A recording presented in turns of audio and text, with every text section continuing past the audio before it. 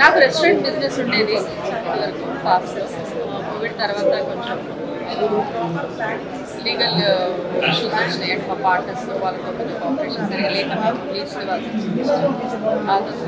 కొంచెం కష్టం మెయింటైన్ చేయడం.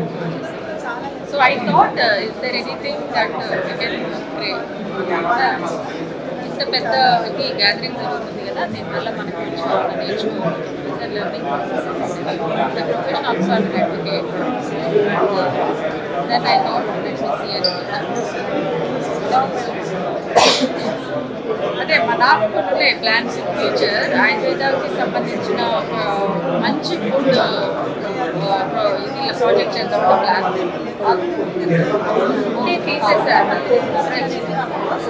రెస్టారెంట్ అనేది అనుకోవట్లేదంటే రెస్టారెంట్లో ఏమైంది ఎంతసేపు ఫుడ్ అనేది ఉంటుంది కదా, ఇప్పుడు ఒక 90% ఆల్ ఓవర్ ఇండియాలో అలాంటి ఫుడ్డే మనకి సప్లై. దానివల్ల ఇప్పుడు ఈ హోటల్ ఎంత ఇది 10 హోటలు తిరిగితే అవే వస్తుంది కదా పరిస్థితి. సో అలా కాకుండా కొంచెం డిఫరెంట్గా పెడతాం అంటే జనాలకి కొంచెం యూస్ఫుల్గా అయ్యేది చేద్దాం అనేది అందులో నేను ఆలోచిస్తాను. మా అమ్మాయి కూడా అయిపోయింది డాక్టర్. ఐఎమ్ ఆల్సో ఇంట్లో ఇంట్లో వాళ్ళు ఆర్డర్ అప్తా గురించి చెప్పాలంటే so many varieties of business opportunities. Really I wonder. చాలా ఆశ్చర్యపోయాను. అంటే హైదరాబాద్లో ఇలా జరగడం నిజంగా చాలా హ్యాపీగా ఉంది.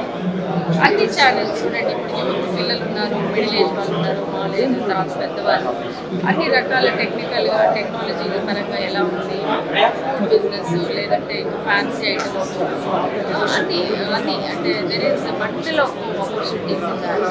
రకరకాల చక్కటి ఆపర్చునిటీస్ ఆల్ ఓవర్ వరల్డ్ ఇక్కడే ఉన్నా అన్నట్టుగా క్రియేట్ చేశారు. చాలా